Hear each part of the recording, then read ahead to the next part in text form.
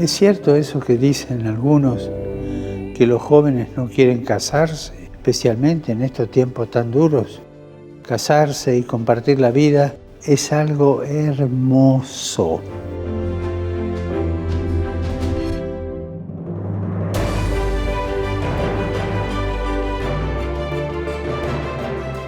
Es un viaje comprometido, a veces difícil, a veces complicado, pero vale la pena animarse. Y en este viaje de toda la vida, la esposa y el esposo no están solos, los acompaña Jesús. El matrimonio no es solo un acto social, es una vocación que nace del corazón.